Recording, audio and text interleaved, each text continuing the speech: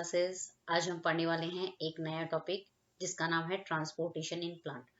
जैसे कि मैंने आपको बताया कि ट्रांसपोर्टेशन का मतलब क्या होता है कि मतलब कोई भी जो सब्सटेंसेस जो होते हैं, मतलब हम पढ़ रहे हैं प्लांट के अंदर ट्रांसपोर्टेशन मतलब प्लांट के अंदर जैसे वाटर है, फूड है, ये एक जगह से दूसरी जगह पर कैसे जाते हैं उसको हम बोलते हैं transportation in plant. Okay, for example जैसे प्लांट की जो रूट होती है वो क्या करती है, वाटर एब्जॉर्ब करती है।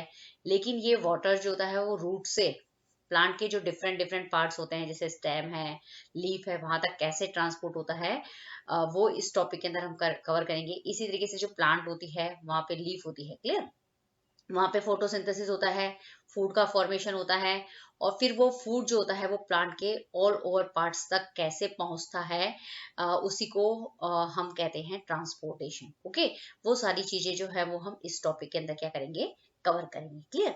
तो सबसे पहले यह बताया गया है कि जो प्लांट के अंदर जो ट्रांसपोर्टेशन जो होता है उसके लिए क्या होते हैं, प्लांट के अंदर क्या होते हैं, कुछ स्पेशलाइज्ड वेस्कुलर टिश्यू होते हैं जो क्या करते हैं, उन सब्सटेंसेस को ट्रांसपोर्ट करने के लिए क्या होते हैं, रेस्पॉन्सिबल होते हैं, क्लियर।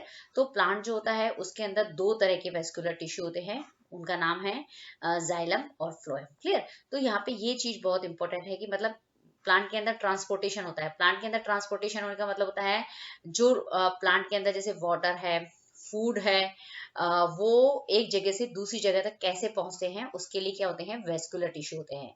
और दो टाइप के वेस्कुलर टिश्यू होते हैं प्लांट के अंदर जिसको हम बोलते हैं जाइलम और फ्लोएम। इसी की वजह से जैसे जाइलम है, जाइलम वेस्कुलर टिश्यू है, उसकी वजह से जो वाटर है, मिनरल्स है, वो क्या करती है, मतलब रूट सबसे पहले सॉइल से एब्जॉर्ब करती है, लेकिन प्लांट के ऑल ओवर पार्ट्स तक कौन पहुंचाता है, ये जाइलम जो होता है। जाइलम टिश्यू की वजह से वो वाटर है, मिनरल्स जो है वो मतलब प्लांट के हर पार्ट तक पहुंचता है। इसी तरीके से फ्लोएम क्या काम करता है, फ्लोएम जो होता है जैसे लीफ होती है वो फोटोसिंथेसिस करके फूड बनाती है, लेकिन लीफ के अंदर फूड का फॉर्मेशन हो गया है, लेकिन वो लीफ से फूड को प्लांट के ऑल ओवर पार्ट जैसे स्टेम तक पहुंचाना है, रूट तक पहुंचाना है, ये सारा काम कौन करता है, वो काम करता है फ्लोएम टिश्यू। ओके, तो प्लांट के अंदर ट्रांसपोर्टेशन के लिए दो टिश्यू जो है, दो वेस्कुलर टिश्यू जो होते हैं वो रेस्पॉन्सिबल होते हैं, जिसको हम बोलते हैं जाइलम, और दूसरा होता है फ्लोएम, क्लियर। तो आपको ये याद ध्यान रखना है, जाइलम जो होता है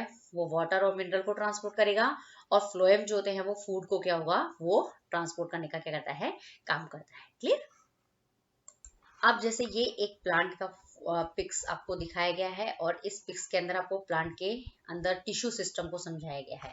सबसे पहले प्लांट के कौन कौन से पार्ट्स होते हैं, जैसे रूट होती है, स्टेम होता है, लीफ होते हैं, ये प्लांट के क्या होते हैं, पार्ट्स होते हैं। तो जैसे हमको क्या करना है, जैसे हमने क्या करा है, रूट जो है उसका एक क्रॉस सेक्शन लिया है। ओके, फिर इस क्रॉस सेक्शन की जब आप अंडर माइक्रोस्कोप स्टडी करते हैं तो इसके अंदर आपको दो वेस्कुलर टिश्यू जो है वो दिखाई देते हैं, एक होता है जाइलम और दूसरा होता है फ्लोएम। ओके, इसी तरीके से आप क्या करेंगे, स्टेम लेंगे, स्टेम का एक छोटा सा सेक्शन को कट करेंगे और उसके अंडर माइक्रोस्कोप स्टडी करेंगे, तो आप उसके अंदर भी देखेंगे कि इस क्रॉस सेक्शन की जब अंडर माइक्रोस्कोप स्टडी करते हैं तो इसके अंदर भी क्या होते हैं, दो वेस्कुलर टिश्यू जो होते हैं वो प्रेजेंट होते हैं, जाइलम और फ्लोएम। ओके, इसी तरीके से जैसे लीफ है, लीफ का भी आपने क्रॉस सेक्शन लिया है और फिर इसकी अंडर माइक्रोस्कोप स्टडी करते हैं तो उसके अंदर भी आपको क्या दिखते हैं, दो वेस्कुलर टिश्यू दिखाई देते हैं, वो होते हैं जाइलम और फ्लोएम।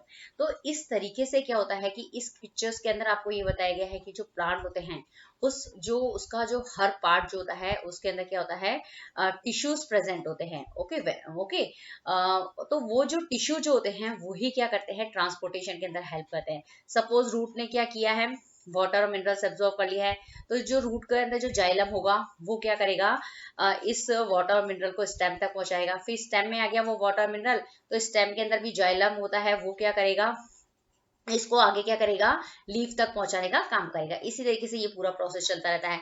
इसी तरीके से क्या होता है कि जैसे लीफ है, लीफ के अंदर क्या होता है, फोटोसिंथेसिस होता है, फोटोसिंथेसिस के बाद फूड फॉर्मेशन होता है, तो उसके बाद में यहाँ से फूड जो होता है वो कौन ट्रांसपोर्ट करता है, फ्लोएम टिश्यू करता है। ओके, फिर फ्लोएम से वो कहाँ जाएगा, स्टेम में आ जाएगा, फिर स्टेम के अंदर भी फ्लोएम टिश्यू है, तो वो क्या करेंगे, इसको आगे रूट तक क्या करते हैं, मतलब ट्रांसपोर्ट करने के अंदर क्या करते हैं, हेल्प करते हैं। तो इसी वेस्कुलर मतलब ये जो प्लांट के अंदर जो जाइलम है, फ्लोएम है, वही क्या करते हैं, प्लांट का टिश्यू सिस्टम बनाते हैं और वही ट्रांसपोर्टेशन के अंदर क्या करते हैं, हेल्प करते हैं, क्लियर।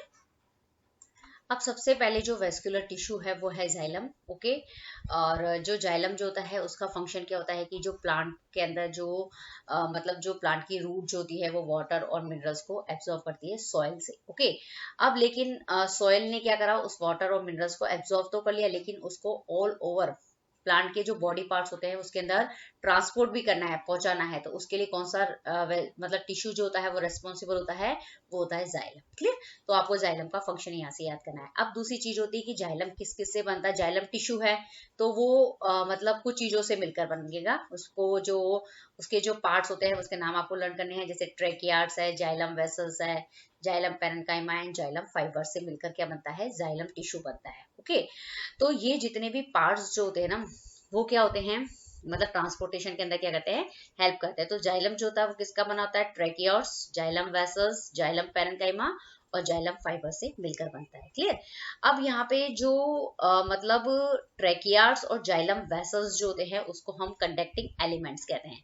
क्यों क्यों कहते हैं इनको, क्योंकि ये जो मतलब ये चार चीजों से तो मिलकर बना है, लेकिन वाटर को कंडक्ट करने का, आगे पहुंचाने का जो काम करते हैं ना, इनमें से ट्रेकियार्ड्स और जाइलम वेसल्स जो होते हैं वो वाटर और मिनरल्स को आगे कंडक्ट करने के अंदर क्या करते हैं, सबसे ज्यादा इनका इंपॉर्टेंट रोल होता है, क्लियर। तो यहाँ पे क्या हो गया कि आपको एक तो जाइलम का फंक्शन याद करना है, जाइलम के अंदर कौन कौन से पार्ट्स होते हैं वो चारों नाम आपको क्या करने हैं, लर्न करने हैं। जाइलम के अंदर कौन कौन से कंडक्टिंग एलिमेंट्स हैं वो आपको क्या करने हैं, लर्न करने हैं, ओके। अब जो जाइलम टिश्यू जो होता है वो क्या करता है, प्लांट के अंदर क्या बना लेता है, एक tube like continuous tube like structures form करता है, जिसकी वजह से क्या होती है कि जो मतलब वाटर और मिनरल्स जो रूट मतलब वाटर रूट जो होती है, जो वाटर और मिनरल्स एब्जॉर्ब करती है, वो वाटर और मिनरल्स जो होते हैं वो स्टेम तक जाता है, पहुंचता है, और मतलब उस ट्यूब लाइक स्ट्रक्चर्स की वजह से, और मतलब जो लीव्स की होती है वेन्स, वहां तक पहुंचता है, ओके। अब क्या होता है कि जैसे ये जाइलम टिश्यू की वजह से लीव्स तक पहुंच गया, ओके। फिर इस लीव से जो वाटर और मिनरल्स जो होते हैं वो जितने भी प्लांट के जितने भी दूसरे पार्ट्स होते हैं, जैसे मतलब जैसे दूसरे पार्ट्स होते हैं, वहां तक क्या होते हैं, पहुंचाने का काम भी कौन करते हैं, जाइलम टिश्यू ही करते हैं, ओके। तो इस पैराग्राफ के अंदर आपको ध्यान रखना है कि जाइलम का फंक्शन, जाइलम किससे बनता है, कंडक्टिंग एलिमेंट्स क्या होते हैं, और किस तरीके से मतलब वाटर और मिनरल्स जो होते हैं वो रूट से ऑल ओवर पार्ट्स तक पहुंचते हैं। तो कंटिन्यूअस ट्यूब लाइक स्ट्रक्चर्स बना लेते हैं प्लांट के अंदर। तो उस वजह से क्या होता है कि जो वाटर है, जो मिनरल्स है, वो ऑल ओवर जो प्लांट के जो बॉडी पार्ट्स, प्लांट्स के जो पार्ट्स होते हैं वहां तक पहुंच जाते हैं, क्लियर। अब अब दूसरा प्लांट के अंदर जो वेस्कुलर टिश्यू होता है वो होता है फ्लोएम, ओके। अब जैसे प्लांट के अंदर फूड का ट्रांसपोर्टेशन करना है, उसके लिए कौन सा टिश्यू रिस्पॉन्सिबल होता है, फ्लोएम होता है, क्लियर। अब जैसे लीफ होती है उसके अंदर फोटोसिंथेसिस होता है, वहां पे फूड का फॉर्मेशन होता है। अब लीफ के अंदर फूड का फॉर्मेशन तो हो गया, लेकिन उसको रूट तक पहुंचाना है, स्टेम तक पहुंचाना है, तो उसको क्या करना पड़ेगा, लीफ से फूड को रूट और स्टेम और जितने भी दूसरे बॉडी पार्ट्स होते हैं उन तक पहुंचाने के लिए, ट्रांसपोर्ट करने के लिए कौन सा टिश्यू रेस्पॉन्सिबल है, फ्लोएम टिश्यू की हेल्प से क्या किया जाता है, ट्रांसपोर्ट किया जाता है फूड को, ओके। पहली चीज। अब दूसरी चीज होती है कि जो फ्लोएम टिश्यू जो होता है वो फूड का ट्रांसपोर्टेशन तो अलग करता है, लेकिन उसके अंदर कुछ स्ट्रक्चर्स होती है, मतलब वो क्या करती है, फूड के ट्रांसपोर्टेशन के अंदर क्या करती है, हेल्प करती है। तो वो कौन कौन सी स्ट्रक्चर्स हैं, सीव ट्यूब्स है, कंपेनियन सेल्स है, फ्लोएम पैरेन्काइमा है एंड बास्ट फाइबर्स जो है वो क्या होते हैं, उससे मिलकर क्या बनता है, xylem tissue sorry phloem tissue बनता है, ओके। अब जैसे जाइलम के अंदर कंडक्टिंग एलिमेंट्स होते हैं, उसी तरीके से जो फ्लोएम होता है उसके अंदर कौन सा कंडक्टिंग एलिमेंट्स होता है, सीव ट्यूब्स जो होते हैं वो मतलब फ्लोएम के अंदर मेन कंडक्टिंग एलिमेंट होते हैं, जो फूड के ट्रांसपोर्टेशन के अंदर एक इंपॉर्टेंट रोल जो होते हैं वो प्ले करते हैं, क्लियर। अब यहाँ पे ये जो है वो फ्लोएम टिश्यू की स्ट्रक्चर्स बताई गई कि जो फ्लोएम टिश्यू जो है वो किस किस से बनकर मिलकर बनता है। जैसे कैम्पेनियन सेल होती है, उसके अंदर सीव ट्यूब्स होती है, मतलब फ्लोएम पैरेन्काइमा होते हैं, सीव प्लेट्स होती है, उनसे मिलकर क्या होता है, फ्लोएम टिश्यू जो होता है वो बनता है। अब हमने देखा कि जो प्लांट्स होते हैं उसके अंदर ट्रांसपोर्टेशन होता है, उसके लिए दो टिश्यू रेस्पॉन्सिबल है, एक तो होता है जाइलम और एक होता है फ्लोएम, क्लियर। अभी इतनी बात समझ में आ गई। अब हम देखते हैं एसेंट ऑफ सेप क्या होता है, क्लियर। एसेंट ऑफ सेप का मतलब ये होता है कि जो मतलब रूट होती है, okay, the upward movement of water and minerals from root to different plant part is called ascent of sap। मतलब क्या होती है, जैसे रूट होता है प्लांट के अंदर, वो क्या करता है कि सॉइल से वाटर और मिनरल्स क्या करता है, एब्सॉर्ब करता है, क्लियर। लेकिन इसको कहाँ पहुंचाना है, स्टेम तक पहुंचाना है, लीफ तक पहुंचाना है। तो मतलब वाटर और मिनरल्स को कहाँ उनका मूवमेंट किधर की तरफ करना है, हमें ऊपर की तरफ करना है। तो इस अपवर्ड मूवमेंट को ही हम क्या कहते हैं, एसेंट ऑफ सैप के नाम से हम क्या करते हैं, जानते हैं। मतलब ओके, मतलब रूट से वाटर और मिनरल्स का जो अपवर्ड मूवमेंट होता है उसी को हम बोलते हैं एसेंट ऑफ सैप। ओके, अब यहाँ पे ये बताया गया है कि जो मतलब वाटर है, मिनरल है, इसके अपवर्ड मूवमेंट के लिए क्या होते हैं, बहुत सारे फैक्टर्स जो होते हैं वो क्या होते हैं, रेस्पॉन्सिबल होते हैं। उन्हीं फैक्टर्स को हम क्या करेंगे, वन बाय वन करके क्या करेंगे, यहाँ पे स्टडी करेंगे। उन फैक्टर्स की वजह से ही क्या होता है कि वाटर और मिनरल्स जो होते हैं उसका अपवर्ड मूवमेंट, मतलब वो स्टेम तक पहुंचता है, लीफ तक पहुंचता है, और प्लांट के जितने भी मतलब पार्ट्स होते हैं उसके वहां तक क्या होता है, पहुंचता है। उसी को मतलब उसके लिए कौन कौन से फैक्टर रेस्पॉन्सिबल है, उसी को हम क्या करेंगे, वन बाय वन क्या करेंगे, स्टडी करेंगे। अब क्या होता है कि सबसे पहले जो रूट प्रेशर होता है उसकी वजह से क्या होता है कि वाटर और मतलब जो रूट होती है उस वो क्या करती है, सॉइल से वाटर और मिनरल्स एब्जॉर्ब करती है। लेकिन रूट प्रेशर की वजह से क्या होता है, उसका क्या होता है, अपवर्ड मूवमेंट जो होता है वो पॉसिबल होता है, क्लियर। तो सबसे पहले ये बताया गया है कि जो रूट होती है, ओके, उसके अंदर क्या होते हैं, रूट हेयर्स प्रेजेंट होते हैं, मतलब छोटे छोटे हेयर लाइक स्ट्रक्चर्स होती है, उसको हम बोलते हैं रूट हेयर। ओके, अब ये जो रूट हेयर्स जो होते हैं उसकी जो मतलब किसका बना होता है, वो रूट हेयर सेल से बना हुआ होगा। उन सेल की जो वॉल होती है वो बहुत ही क्या होती है, पतली होती है, क्लियर। तो जब क्या होता है कि जैसे रूट है, रूट की जो रूट हेयर्स होती है, जब वाटर से क्या करती है, सॉइल से क्या करती है, वाटर को एब्जॉर्ब करती है, मिनरल्स को एब्जॉर्ब करती है, तो उन हेयर्स की जो सेल्स होती है वो क्या होती है, बहुत ही, उनकी जो वॉल होती है वो बहुत ही पतली होती है। तो जब वो वाटर एब्जॉर्ब कर लेती है, मिनरल एब्जॉर्ब कर लेती है, तो उनकी वॉल पे क्या लगता है, एक प्रेशर लगता है। और उसी प्रेशर की वजह से क्या होता है कि वो वाटर जो होता है उसका अपवर्ड मूवमेंट जो होता है वो पॉसिबल हो पाता है, और उसकी वजह से जो वाटर होता है वो ऊपर की तरफ जाता है और स्टेम का जो बेस होता है वहां तक पहुंचता है। ओके, एक पहली चीज। ओके, अब दूसरी चीज ये है कि जैसे रूट है वो सॉइल से वाटर और मिनरल्स एब्सॉर्ब तो करती है, लेकिन कौन सा प्रोसेस होता है, वो होता है ऑस्मोसिस का प्रोसेस। ओके, तो जो रूट प्रेशर होता है वो वाटर सॉइल से मतलब रूट से वाटर और मिनरल्स को डिफरेंट पार्ट तक पहुंचाने के लिए क्या होता है, एक बहुत ही इंपॉर्टेंट फैक्टर होता है, क्लियर। अब दूसरा फैक्टर है कैपिलरी एक्शन, जो कि रेस्पॉन्सिबल है वाटर और मिनरल्स के अपवर्ड मूवमेंट के लिए। ओके, कैपिलरी एक्शन को समझने से पहले हम कैपिलरी का मतलब समझ लेते हैं। जैसे कि मैंने आपको बताया कि प्लांट का कोई भी पार्ट, जैसे रूट है, स्टेम है, लीव्स है, उसके अंदर दो तरह के वेस्कुलर टिश्यूज होते हैं। एक तो होता है जाइलम और दूसरा होता है फ्लोएम, क्लियर। अब जो जाइलम जो होता है वो रेस्पॉन्सिबल होता है वाटर और मिनरल के अपवर्ड मूवमेंट के लिए। ओके, तो अभी हम क्या पढ़ रहे हैं, वाटर और कोई भी दूसरा मिनरल उसके अपवर्ड मूवमेंट के लिए कर रहे हैं, तो हम सिर्फ जाइलम के बारे में क्या करेंगे, यहाँ पे पढ़ेंगे, क्लियर। तो मैंने बताया कि जैसे जाइलम है वो किस किस का बना होता है, उसमें ट्रेकियार्ड्स होते हैं, वेसल्स होते हैं, जाइलम पैरेन्काइमा होता है। तो जो ट्रेकियार्ड्स जो होती हैं वो एक फाइन ट्यूब होती है, पतली पतली मतलब नली जैसी होती है, तो उसको हम बोलते हैं कैपिलरी। ओके, तो सबसे पहले क्या होता है कि जैसे रूट है, उसके रूट हेयर्स जो होते हैं वो वाटर और लिक्विड क्या करते हैं, मतलब एब्सॉर्ब करते हैं। फिर वो जो मतलब ये वाटर और लिक्विड उन्होंने एब्सॉर्ब कर लिया, फिर वो कहाँ आता है, कैपिलरीज में आता है। जब वो कैपिलरीज में आते हैं तो वाटर के जो मॉलिक्यूल्स हैं और मतलब जो कोई भी मिनरल्स के जो मॉलिक्यूल्स जो होते हैं वो एक दूसरे के ऊपर क्या करते हैं, फिजिकल फोर्स अप्लाई करते हैं। फिजिकल फोर्स का मतलब एक दूसरे को क्या करते हैं, पुश करते हैं। तो कैपिलरी के अंदर, ट्यूब्स के अंदर मॉलिक्यूल्स जब एक दूसरे के ऊपर क्या करते हैं, पुश करते हैं, तो उसी की वजह से क्या होता है कि वाटर है या कोई भी दूसरा लिक्विड है वो ऊपर की तरफ क्या करता है, मूव करता है, क्लियर। तो यहाँ पे यही समझाया गया है कि मतलब जो कोई भी प्लांट होता है उसके अंदर स्टेम के अंदर जो वाटर जो है वो कैपिलरी एक्शन की वजह से होता है। कैपिलरी एक्शन की वजह से क्या होता है, कुछ हाइट तक वाटर जो होता है वो ऊपर पहुंचता है, क्लियर। तो आपको यहाँ पे कैपिलरी एक्शन जो है वो समझ में आ गया होगा। कैपिलरी एक्शन जैसे मैंने अभी आपको बताया ना कि जो जाइलम जो है वो एक वेस्कुलर टिश्यू होते हैं। प्लांट का रूट हो, स्टेम हो, लीव्स हो, उसके अंदर जाइलम टिश्यू होते हैं। जाइलम टिश्यूज क्या करते हैं, जाइलम टिश्यू जो होते हैं वो वाटर और मिनरल्स के अपवर्ड मूवमेंट के अंदर हेल्प करते हैं। किस किस के बने होते हैं ये? तो ट्रेकियार्ड्स होते हैं, जाइलम पैरेन्काइमा सेल्स होती है, वेसल एलिमेंट्स होते हैं। तो आप देखेंगे कि जो ट्रेकियार्ड्स जो होते हैं ये ट्यूब लाइक स्ट्रक्चर्स होती है, क्लियर। और इसके बाहर जो होती है ये होते हैं वेसल, मतलब ये जो छोटे छोटे जो होते हैं ना सैक लाइक स्ट्रक्चर्स होती है उसको हम बोलते हैं वेसल एलिमेंट। और सबसे बाहर की तरफ जो होती है ना वेसल के चारों तरफ क्या होती है? जाइलम पैरेन्काइमा सेल्स होती हैं। और पिट मतलब छोटे छोटे होल्स जो होते हैं वो उस सेल के अंदर प्रेजेंट होते हैं। तो यहाँ पे आपको जाइलम का स्ट्रक्चर्स भी क्या है अच्छे से समझ लेना है। ठीक, कैपिलरी एक्शन को हम इस पिक्चर से भी अच्छे से समझ सकते हैं कि सबसे पहले जो प्लांट जो होते हैं, प्लांट के अंदर जो सॉइल मतलब जो रूट वाला पार्ट होता है वो सॉइल के अंदर होता है। रूट के अंदर रूट हेयर्स होते हैं, वो वाटर एब्जॉर्ब करते हैं। ओके, जब वाटर हेयर्स मतलब रूट हेयर्स जो होते हैं वो वाटर एब्जॉर्ब करते हैं, मिनरल एब्जॉर्ब करते हैं। तो रूट हेयर की जो वॉल होती है वो बहुत ही पतली होती है, इसकी वजह से प्रेशर क्रिएट होता है। और प्रेशर क्रिएट होने की वजह से जो वाटर होता है वो स्टेम के बेस तक पहुंचता है, क्लियर।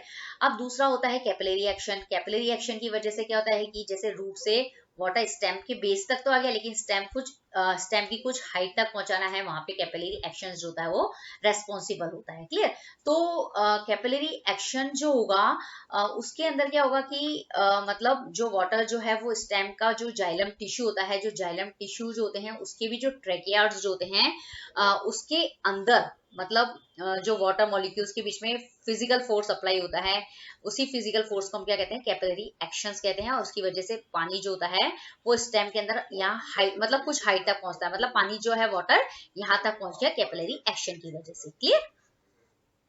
अब जो तीसरा मतलब फैक्टर्स है वो है adhesion cohesion of water molecules. मतलब जो वाटर मॉलिक्यूल्स जो होते हैं उसके अंदर प्रॉपर्टी होती है कोहेजन और एडिशन की। मतलब कोहेजन का मतलब क्या होता है कि वाटर मॉलिक्यूल्स का आपस में चिपक जाना, इसको हम बोलते हैं कोहेजन। ओके, और एडिशन क्या होता है कि वाटर मॉलिक्यूल्स जो होते हैं जब चिपक जाते हैं एक दूसरे के बाद तो फिर वो किसी मतलब जाइलम टिश्यू की सरफेस से उसका चिपकना, मतलब किसी भी सरफेस से चिपकना। एक तो वाटर मॉलिक्यूल्स का आपस में चिपकना वो कोहेजन, और फिर मतलब आपस में चिपक कर किसी सरफेस से चिपकना उसको हम बोलते हैं एडिशन। ओके, तो वाटर मॉलिक्यूल्स जो होते हैं वो क्या करते हैं? सबसे पहले क्या होते हैं मतलब उनके बीच में क्या होता है? एडिशन और कोहेजन फोर्स की वजह से क्या होता है वो मतलब कोहेजन फोर्स की वजह से वो आपस में चिपकते हैं। फिर मतलब एडिशन फोर्स की वजह से क्या होते हैं? वो जाइलम की जो होते हैं ना टिश्यू, जाइलम की जो वॉल होती है उससे जाके क्या करते हैं? वो चिपक जाते हैं और एक वाटर का क्या बनाते हैं? कंटिन्यूअसली कॉलम की फॉर्म में क्या होते हैं? वो ऊपर की तरफ क्या करते हैं? मूव करते हैं, क्लियर।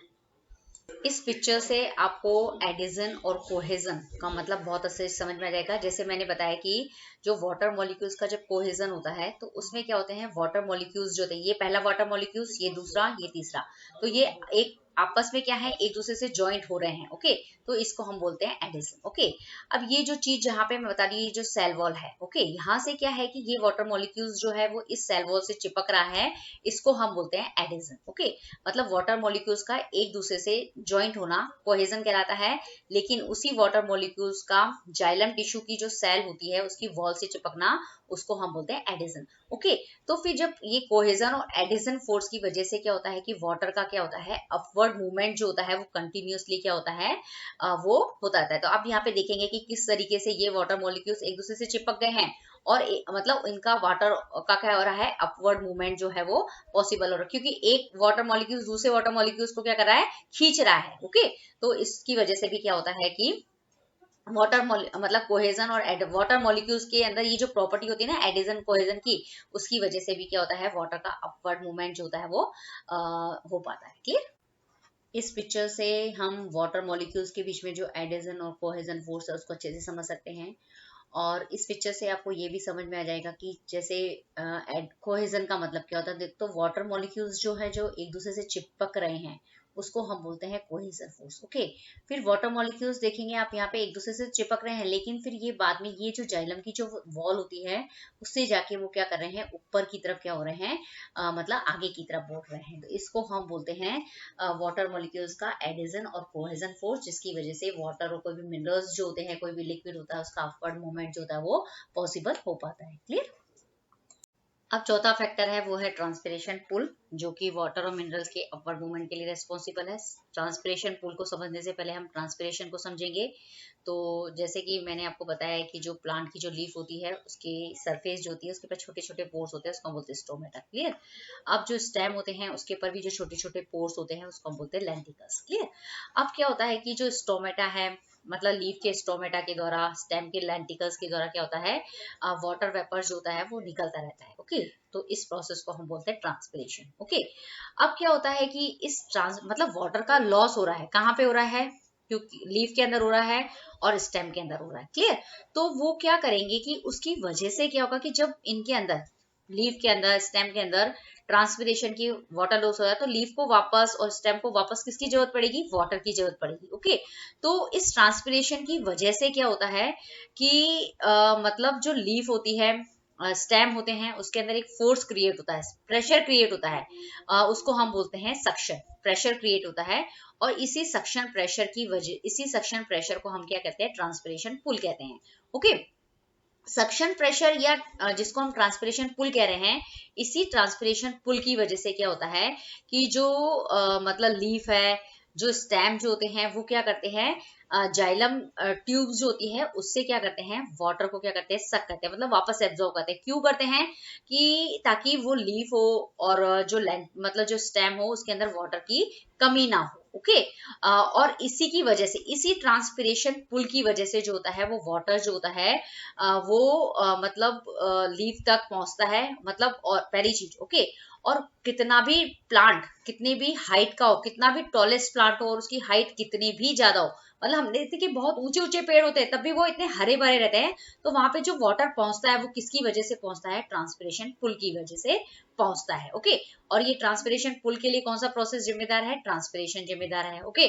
मतलब वहां से लॉस तो हो रहा है, ट्रांसपिरेशन जो है वहां से, मतलब लीफ के अंदर और स्टेम का जो सबसे ऊपर का ऊपर हिस्सा होता है वहां पे वाटर का लॉस हो रहा था। उस वाटर का लॉस की कमी को पूरा करने के लिए क्या होता है, वहां पे एक ट्रांसपिरेशन पुल जो होता है वो जनरेट होता है, प्रेशर जनरेट होता है। कुल मिला के आप ऐसे समझ लीजिए, जिसकी वजह से वाटर जो होता है वो कितने भी हाइट का प्लांट हो, कितना भी लंबा मतलब टॉल प्लांट हो, तो उसकी सबसे ऊंची से ऊंची हाइट पे क्या हो जाता है, वाटर पहुंच जाता है। क्लियर। तो यहाँ पे ट्रांसपिरेशन पुल आपको समझ में आ गया होगा।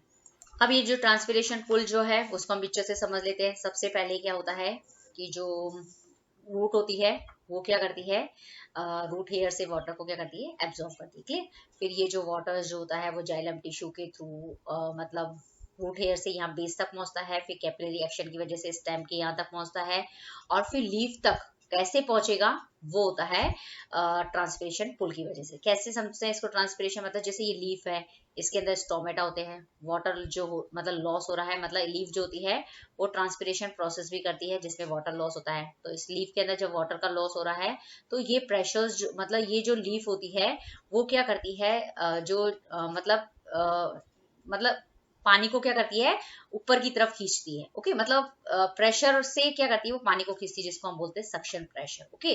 तो मतलब वाटर लॉस भी होता जा रहा है, और वाटर लॉस के साथ साथ में क्या होता है, ट्रांसपिरेशन पुल से वाटर जो होता है वो अगेन जो होता है वो लीफ तक पहुंचता है। क्लियर। तो इस तरीके से कुल मिला के ऑल ओवर क्या होता है, बैलेंस बना रहता है। ओके। अगर लीफ तक वाटर नहीं, मतलब ट्रांसपिरेशन होता ही रहेगा और मतलब लीफ तक पानी नहीं पहुंचे तो फोटोसिंथेसिस नहीं होगा। तो फोटोसिंथेसिस मतलब नेचुरल प्रोसेस है ये। ओके।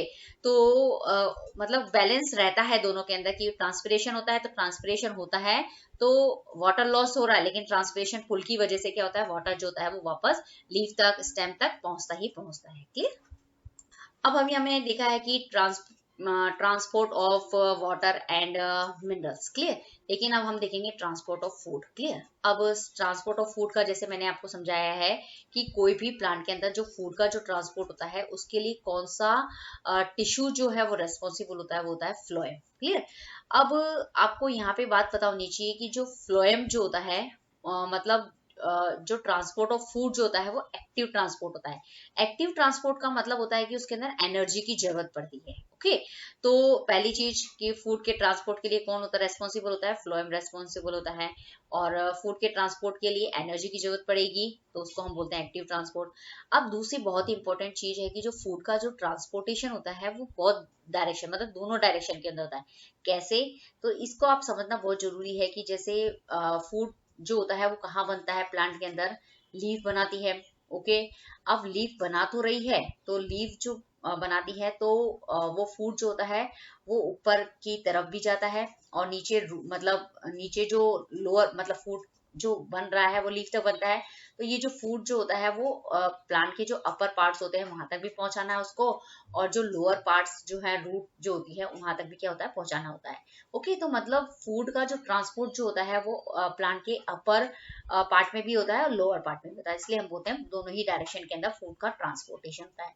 तो इस तरीके से हम बोल सकते हैं कि जो फ्लोएम जो होता है वो एक टू वे ट्रैफिक जो होता है वो होता है। क्लियर, क्योंकि दोनों ही डायरेक्शन के अंदर, लोअर और अपर डायरेक्शन के अंदर क्या होता है, फूड का ट्रांसफर होता है। लेकिन यही आप वाटर और मिनरल्स की बात करेंगे तो वो सिर्फ एक ही डायरेक्शन के अंदर होता है, अपवर्ड डायरेक्शन के अंदर। क्यों, जैसे रूट जो होती है वो वाटर मिनरल्स एब्सॉर्ब करेगी तो उसको लोअर से अपर तक ही पहुंचाना है। ओके, तो उसको हम बोलते हैं वन वे ट्रैफिक। क्लियर, अब दूसरा है कि ट्रांसलोकेशन क्या होता है। तो जैसे मैंने आपको बताया कि जो लीव्स होती है वहां पे फोटोसिंथेसिस से फूड का फॉर्मेशन होता है।